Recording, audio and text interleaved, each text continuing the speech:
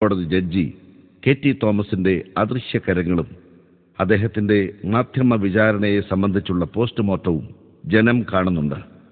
അതോടെ കൊച്ചിയിലെ ബാർ അസോസിയേഷനിലെ ഇരു ഗ്രൂപ്പുകൾക്കും അറിയാവുന്ന തോമസ് ഹേമ ജൂനിയർ സീനിയർ ബാന്ധവത്തിന്റെ അരമന രഹസ്യം അങ്ങാടിപ്പാട്ടാവുന്നു. ജുഡീഷ്യൽ ഓഫീസേഴ്സ് ഇതിൽ അനാവശ്യ താല്പര്യം ചിലർ കാണിച്ചു എന്ന് പറയുന്നതിൽ ഒരു ക്രിമിനൽ അഭിഭാഷകൻ എന്നുള്ള നിലയിൽ അതില് അല്പം സത്യമില്ല. അതില്ല. കാരണം ഒരിക്കലും ഈ കേസുമായിട്ട് ബന്ധപ്പെടാൻ പാടില്ലാത്ത ഉന്നത ജുഡീഷ്യൽ സ്ഥാനം വഹിക്കുന്ന പല ആളുകളും മതത്തിൻ്റെ പേരും പറഞ്ഞുകൊണ്ട് കേസിൽ ഇടപെടുകയും ജനങ്ങളുടെ മുമ്പിൽ ജുഡീഷ്യറിയെ ആകെ കൂടി സംശയദൃഷ്ടിയോട് വീക്ഷിക്കുന്ന രീതിയിലുള്ള ചില പ്രവർത്തനങ്ങളും അവരുടെ ഭാഗത്തുനിന്നുണ്ടായി. അക്ഷന്തവ്യമായ ഒരു പെരുമാറ്റമാണ് അവർ. ഒരിക്കലും ജനങ്ങൾ അതുപോലത്തെ ഒരു നടപടിക്രമം അവരിൽ നിന്ന് പ്രതീക്ഷിച്ചിരുന്നില്ല. ആ കാര്യത്തിൽ ജനങ്ങൾക്ക് ജുഡീഷ്യറിയെ തന്നെ അവിശ്വാസം രേഖപ്പെടുത്തുന്ന ഒരളവ് വരെ ആ പ്രവൃത്തികൾ എത്തിച്ചിട്ടുണ്ട്.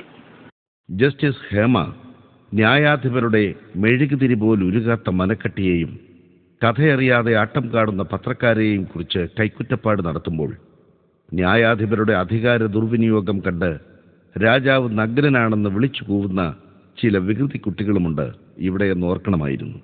ഇത്തരം ജഡ്ജിമാർ നാടിനും നാട്ടാർക്കും നൽകുന്ന സന്ദേശം എന്തെന്നും അവർ തിരിച്ചറിയുന്നുണ്ട്. മറ്റൊരു സിംഗിൾ ബെഞ്ച് നിരീക്ഷിക്കുന്ന കേസിലെ പ്രതികളുടെ ജാമ്യാപേക്ഷ സ്വീകരിക്കുന്നതിലെ ധാർമ്മികത എന്തെന്നും അവിടെ ജാമ്യം കൊടുക്കണോ വേണ്ടയോ എന്നല്ലാതെ അധിക പ്രസംഗത്തിനും എഴുതാപ്പുറം വായനയ്ക്കും സ്കോപ്പ് എത്രയുണ്ടെന്നും ചില ചോദ്യങ്ങൾ ഉയർന്നേക്കും. അഭയയുടെ കുടുംബത്തിൻ്റെ പാരമ്പര്യ മനോരോഗത്തെക്കുറിച്ചും അതിൻ്റെ ഭാഗമായ ആത്മഹത്യാവാസനയെയും സിസ്റ്റർ സെഫിയുടെ കോടാലി എടുത്തു പൊക്കാനുള്ള ശേഷിയെയുമെല്ലാം ഗവേഷണ വിഷയമാക്കുമ്പോൾ അറസ്റ്റ് നടത്തിയ CBI ടീം നിഴലിന് പിറകെയാണ് അലയുന്നതെന്ന് കണ്ടെത്തുന്നതും മറ്റൊരു കേസിൽ പ്രസ്തുത നിരീക്ഷണ ബെഞ്ചിനെ കുത്തിപ്പറഞ്ഞ് ചുരമാന്തുന്നതും അത് കണ്ട് എഡിറ്റേഴ്സ് ഗിൽഡ് ജഡ്ജിമാരോട് കോടതി അലക്ഷ്യം കാട്ടരുതെന്ന് മുറവിളി കൂട്ടുന്നതും കേസെല്ലാം ഡിവിഷൻ ബെഞ്ചിനെ ഏൽപ്പിച്ചുകൊണ്ടുള്ള ജസ്റ്റിസ് ബസന്തിൻ്റെ പലായനവും പൊതുജനം ഒരു കൊളാഷ് പോലെ നോക്കിക്കാണുന്നു. അപ്പോൾ ഇങ്ങനെ ധാർമ്മിക രോഷം പൂണ്ട ചില അനിവാര്യമായ പ്രകടനങ്ങൾ അങ്ങിങ്ങായി തലപൊക്കിയേക്കാം. ഇവിടെ അങ്ങനെ ചിലരും വേണ്ടേ?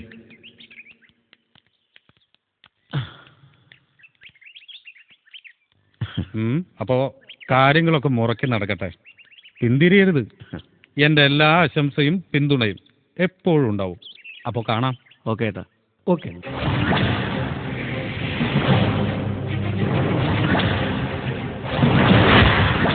നോക്കൂ, ഭാരതീയ നീതിശാസ്ത്രത്തിൻ്റെ ഒരു അധപ്പതനം.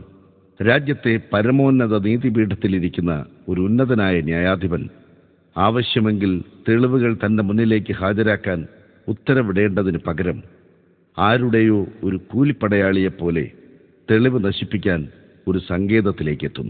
ഹാ കഷ്ടം ഭാരതാംബെ. തുടർച്ചയായി ഈ കേസിൽ അദ്ദേഹം തൽപരരായിരുന്നു എന്ന് കാണിക്കുന്ന സംഭവമാണ് ഡോക്ടർ മാലിനിയിലൂടെ നമുക്ക് കിട്ടുന്നത്.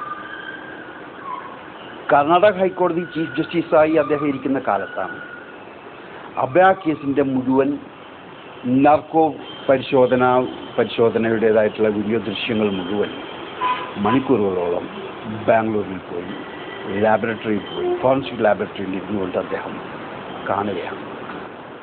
അത് നടത്തിയ ഡോക്ടർ മാലിന്യമായിട്ട് വിശദമായിട്ട് അഭയ കേസിനെ പറ്റി സംസാരിക്കും.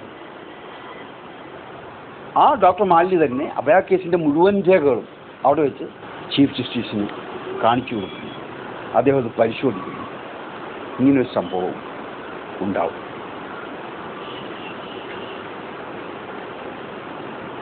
ഒരിക്കലും അദ്ദേഹത്തിന്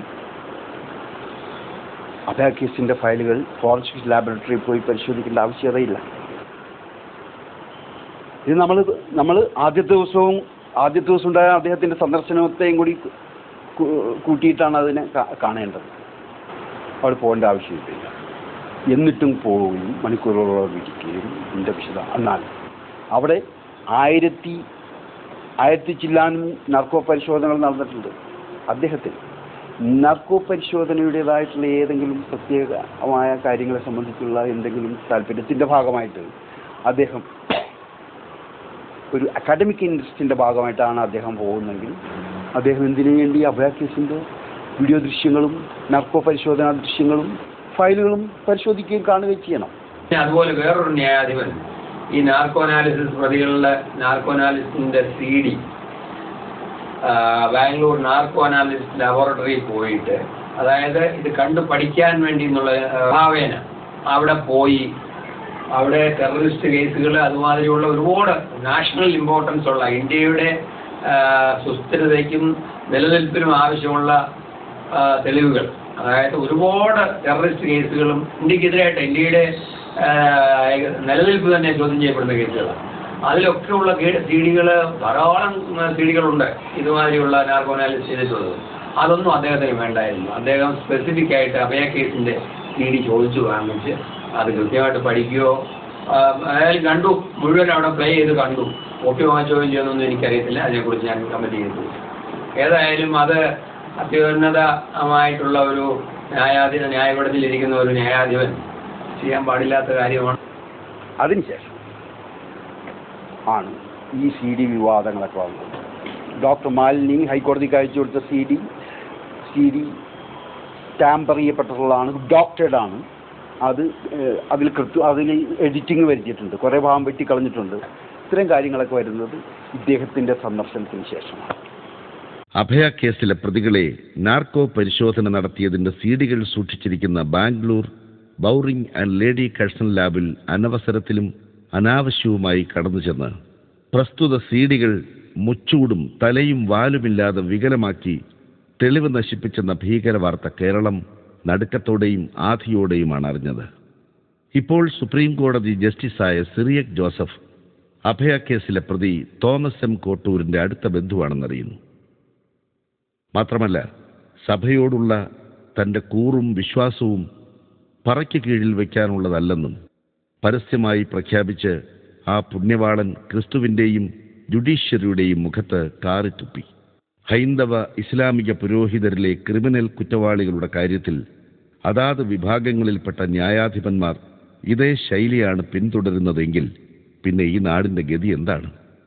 ഇത്തരക്കാർ ഇപ്പോഴും സുപ്രീം കോടതിയിൽ തുടരുന്നതിനാൽ രാജ്യസ്നേഹികൾ ഉത്കണ്ഠയോടെ കരുതിയിരിക്കണം.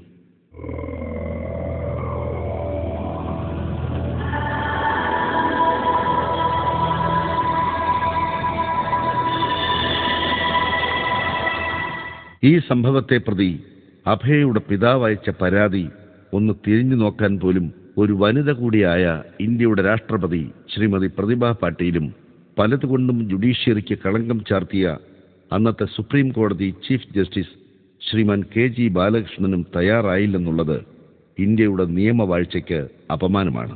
ജസ്റ്റിസ് ബാലകൃഷ്ണൻ ഒരു പടി കൂടി കടന്ന് നാർക്കോ അനാലിസിസിന്റെ കാര്യത്തിൽ നടത്തിയ അന്യായവിധി അതിലും ഗൗരവമേറിയതാണ്. ഇക്കാര്യത്തിലും അഭയയുടെ പിതാവിന്റെ പരാതി ശ്രീമതി പ്രതിഭ പാട്ടീൽ കണ്ടില്ലെന്ന് നടിച്ചത് തികച്ചും അപലപനീയവുമാണ്. ജസ്റ്റിസ് ബാലകൃഷ്ണനെ പോലെ ഒരാൾ ദേശീയ മനുഷ്യാവകാശ കമ്മീഷൻ ചെയർമാനായി ഇരിക്കുന്നത് രാജ്യത്തെ മുഴുവൻ മനുഷ്യാവകാശ പ്രസ്ഥാനങ്ങൾക്കും മാനക്കേടാണ്.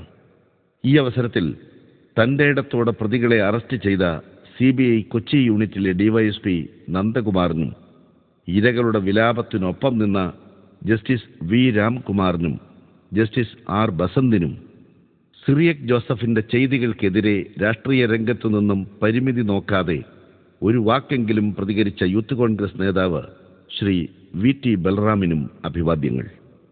ഉന്മൂലനം ചെയ്യപ്പെടുന്ന, തമസ്കരിക്കപ്പെടുന്ന, വേട്ടയാടപ്പെടുന്ന ഇരകൾക്കു വേണ്ടി പ്രതികരിക്കുന്ന ഈ നാട്ടിലെ ജനം ജസ്റ്റിസ് സിറിയക് ജോസഫിനെ വിചാരണ ചെയ്യട്ടെ. ന്യായാധിപന്റെ ധർമ്മം തെളിവ് നശിപ്പിക്കലല്ല. ന്യായാധിപൻ സഭയുടേതല്ല, രാഷ്ട്രത്തിൻ്റെതാണ്. സിറിയക് ജോസഫിന് പറ്റിയ പണി അരമന കോടതിയിൽ. ജുഡീഷ്യറി ജ്ഞാനായ സഭയുടെ സ്വകാര്യ സ്വത്തല്ല. ജുഡീഷ്യറിക്ക് കളങ്കം ചാർത്തുന്നവരെ തെരഞ്ഞു പിടിച്ച് തെരുവിലിട്ട് ക്രൂശിക്കുക.